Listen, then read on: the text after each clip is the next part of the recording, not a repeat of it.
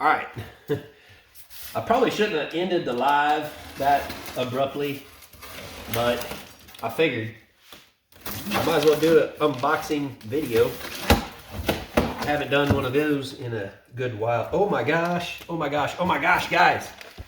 This is not what I thought it was. This ain't even supposed to be here today. I know what this is. Oh, I'm glad I saved this and didn't do this on the live because I wanted to do an unboxing on this. This is something that is a huge, huge deal for the bus build. So let me get you guys up on the tripod so you can kind of see what we got going on here. All right, let's go in ultra wide view here. Now you guys kind of see how I got the bus set up right now. But, whoo! Do you guys know what this is? Yeah, I'm still in my pajamas, my sweatpants here. Sorry. This is literally right after my live I just got off of. Sorry guys, but I had to get off there. And I thought that this was my fuel pump, but it's not. Do you guys know what this is? Look at this. That is the diesel tank for my diesel heater. That's pretty cool. We're not just going to be using this big old tank right here. I actually have a racing fuel tank. We're going to be using that. This will be like a secondary tank or whatever. We'll use this for now. We'll get it mounted on the back wall, I think, is where we're going to put this. That way I can fill up the fuel just by opening up the back door. I can pull up to a fuel pump or whatever and fuel up from the back door and fill that up. So this is my diesel heater. And I hope that's not what it looks like. It shouldn't be. All right, where's my... Man, I've been getting all kinds of stuff today. This is like Christmas. Oh, super awesome, which I didn't get a whole lot of stuff for Christmas, but somebody is helping me out financially with a lot of this stuff. That's how I'm able to do this. But so it's like Christmas, okay? All right, we got, there's the oil pump or fuel pump for the whole system. We got the wiring harness right there. That's really cool. That looks very professional. The exhaust tube right here. That's really nice. That'll work good. That's actually like stainless steel. That's pretty cool. Here's the hot air ducting right here. Not real sure what this is. Some more ducting. It comes with the little directional thing for where your hot air comes out. You should be able, yeah, you can swivel this around to direct the flow of air however you want. Some fuel line, which I really needed this earlier. I needed to know what size that was because I'm actually planning on hooking up another fuel tank to this because, you know, if this is our primary residence, we don't want to have to be going and getting fuel all the time, which really won't be a big deal. We got hose clamps, the fuel pump holder, fuel filter in here. Wow, this is really cool. So other stuff that we also got is like this right here. This is the plumbing, the overflow and the drain for the clawfoot cast iron bathtub. So there's that we got in today. What else was it? Oh, I got another remote for my winch on my trailer. My trailer's been down ever since I delivered the beams to the guy who bought some beams off me. I had this, the other one, hanging from a lanyard on my neck. I bent down and moved a timber over, and this just happened to swing down right in between those, and it crushed the other one. So I had to get another one. This isn't like a super expensive part. It's like less than 20 bucks. And it comes with this is the little remote receiver that goes inside the power box of your winch that receives a signal from this. It also comes with this other little key fob control. It's got the in and out for your winch. Super cool, but a pain in the butt to replace the batteries in this one. and it's small. It doesn't work good with gloves. This right here works good with a gloved hand. That's why you usually see me using this one. Also, I got the rive nuts. This is actually what I'm going to be securing the rooftop deck mounts to the roof of the bus with. I'm still waiting for that tool. It's like a big rivet gun. I'm waiting for that to come in. It should be in later this week. And I got an extra mandrel for those rivet nuts right there, or rive nuts, I think is what a lot of people call them. Another thing that came in yesterday is the faucet for the iron claw, or the clawfoot bathtub. This is the shower thing. It has, there's the hose right there that goes to this. This right here actually comes with adapters on that go right here that will go from a 3-inch on center width. That's something you really got to watch out for when you're buying a faucet for an iron or an old bathtub, because the center of those holes where you mount this on the tub can vary from about 3 inches all the way up to maybe 9 inches. So you can actually get this kit that comes with the matching little adapter that can go from 3 inches to 9 inches on center. And this can just set like this right here. And it's moving around because I don't have the O-ring in there right now, so it's not snug. But this, we probably won't have it setting there. The hose fits on right here. You turn your water on with these, and then this right here turns the shower on or off. It diverts it from going through this or down here. So we needed to be able to have a shower. That's the main reason for the tub, is for shower, but it can also be used as a tub. And having my wife and daughter, you really kind of need a shower to make them happy. So, so I got that in the other day. But back to this unboxing. I'm gonna have to stand up straight because my back is killing me. This should be the heater in here. There's the muffler right there. Put that in that box. This is your plate where you mount this to the floor, and your exhaust and your fuel intake and all that stuff.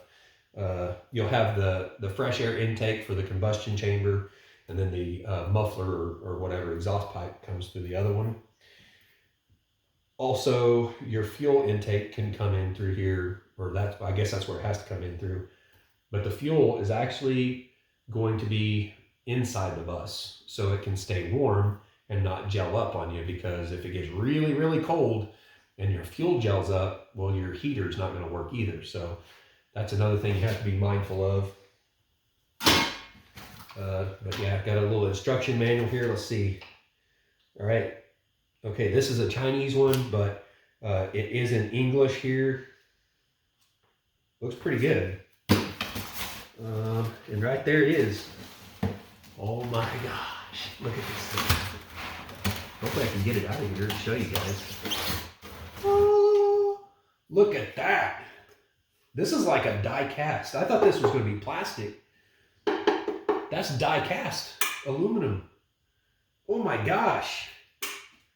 That is super awesome. I thought this was going to be like just plastic, guys. Let's see. See that right there is machined aluminum right there. Well, this should come apart. I don't know. There we go. There she is. Awesome. But this right here, that's die cast. I thought it was going to be plastic. This is the 8 kilowatt diesel air heater. Super, super awesome. I mean, these haven't been on the market for a very long time. So, you know, there's not a whole lot of like reviews on them or anything. I know some people have had issues with theirs, you know, like quitting on them on the coldest day of winter or something. But I'm not going to let that deter me and make me pay $1,000 for one of these, you know, like one of the Webasto, or I can't remember the other name. There's another American brand company that makes these. I thought this right here, the fuel intake, was going to be plastic. That looks like stainless steel to me. So that's cool. It's got a nice little rubber gasket right here. That was another thing that some people were talking about with some of theirs, that there wasn't like a good gasket right there. This one comes with this cool little remote or the control thing. And wow, this right here looks exactly like, this is the remote for my winch. And then that's the remote for the heater. Boy, that would be easily confused. I hope these are different frequency, to where when I'm using my winch, I'm not turning the diesel heater off and on in the bus. I don't know. We'll see if there's a problem later. But wow, I'm super stoked about this, guys. Look at this. It's got a nice little hookup right here for the electrical. That's really cool. I mean, it's all like professional made. You would not expect this level of quality from a Chinese manufactured product, right? I mean, there's a lot of stuff is made in China anymore. And to be honest with you, you know, the quality of stuff coming from China nowadays is a lot better than what it used to be.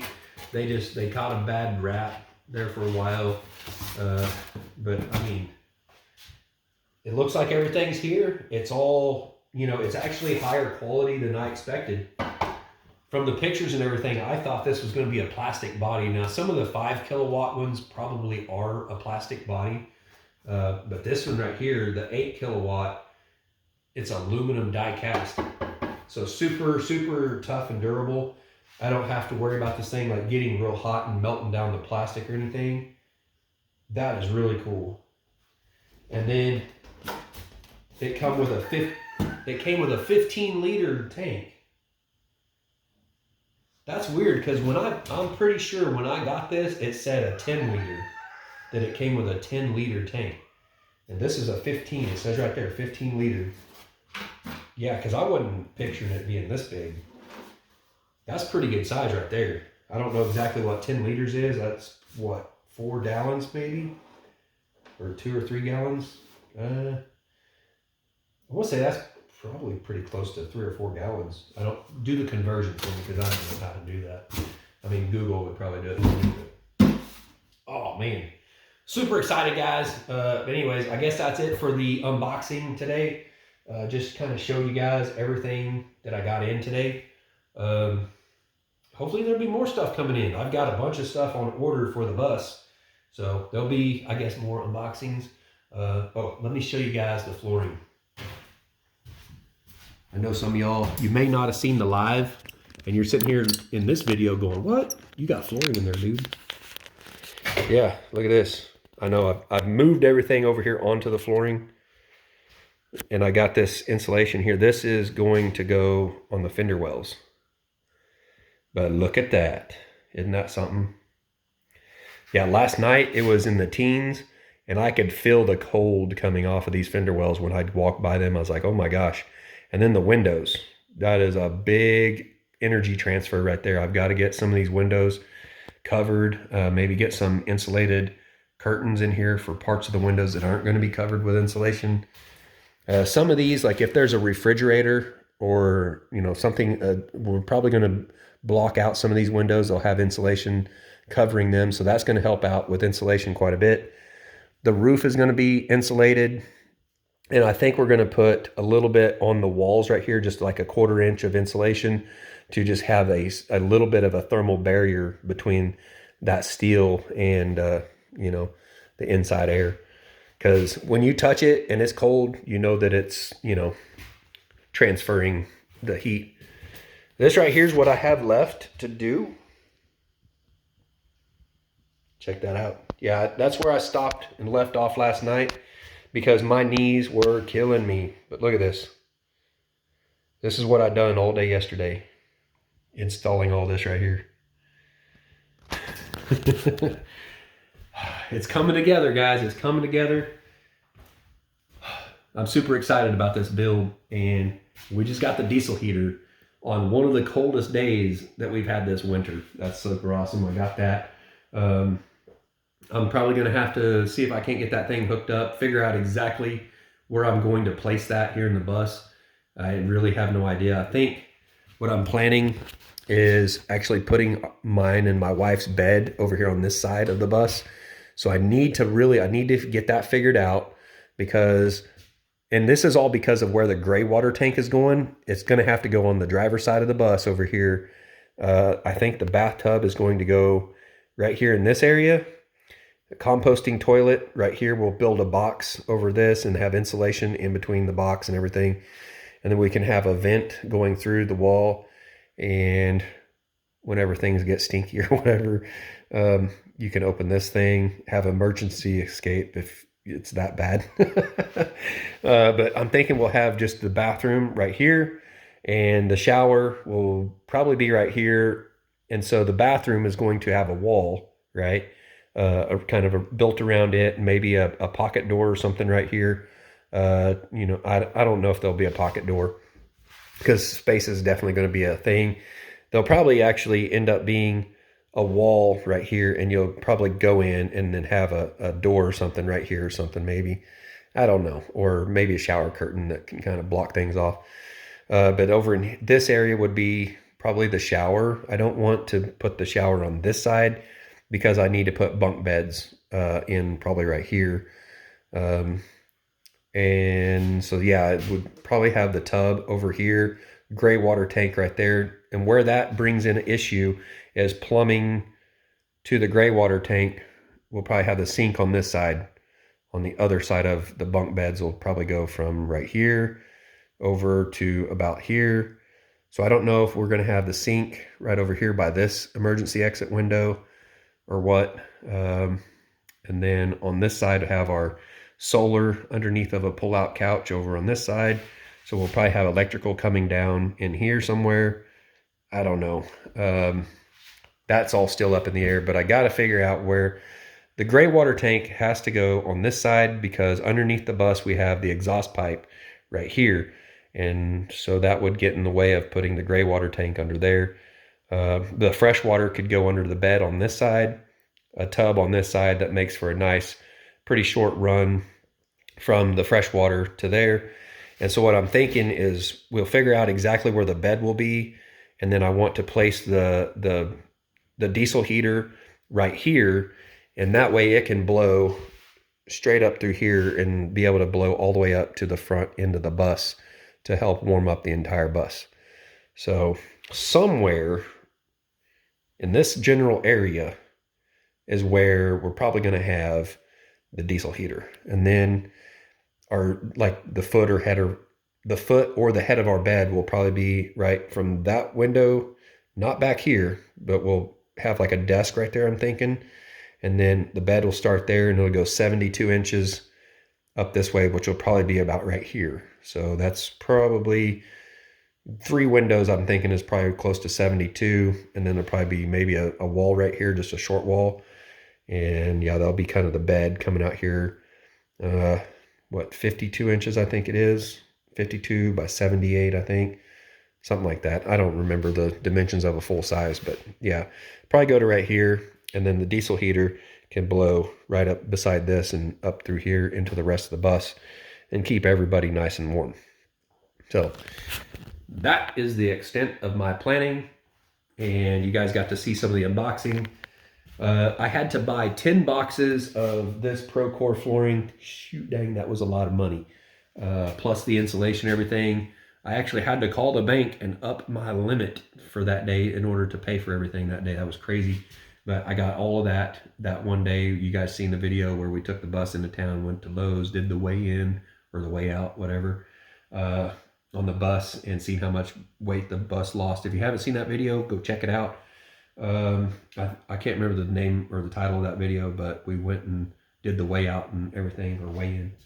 But anyways, I was hopeful that this box right here would not have to be opened. That way I could return it, because that's probably $60 right there. So yeah, 10 boxes at around $60 a piece to do this bus. But we got down to the very last box, and you guys seen how much I got left to do. So we have to open the last box, unfortunately, and it's not going to use all of it up. So we're going to have a tiny bit left over. I could possibly end up using some of that to actually just go ahead. We may pull this seat up right here, and I'm not going to pull the plywood up or anything. As long as it's not rusted, I don't think it's going to be bad right here. So we'll probably use the rest of that box to kind of finish up the rest of this right here. And I'll let you guys know in a future video if 10 boxes was enough to fill this right here, all this space in. This is a 12 window Bluebird. It's a 2001 International Bluebird, 12 window. And from right here where the flooring starts, right behind the driver's seat, to the very back end back there is exactly 30 feet. So this is from bumper to bumper. It's like 38 feet. It's just under 40 feet from bumper to bumper. But let's see, 38, 39, 40, 41, 42. All right, so when the bus is at its maximum length, when I'm done stretching out the back bumper and putting a 4-foot deck back here, it'll be, what did I say, 38, 39, 40, 41, 42. It'll be like 42 foot long overall length. Which should not, like, you know, get in the way of any laws or anything like that. I think you're good until you're, well, I don't know about a single length, like a bus, there is a length limit. But I don't think 42 foot really cuts into that, because I'm pretty sure the big commercial buses out there that haul people, I think those are probably more than 42 feet. That shouldn't be an issue, having a 4-foot deck on the back.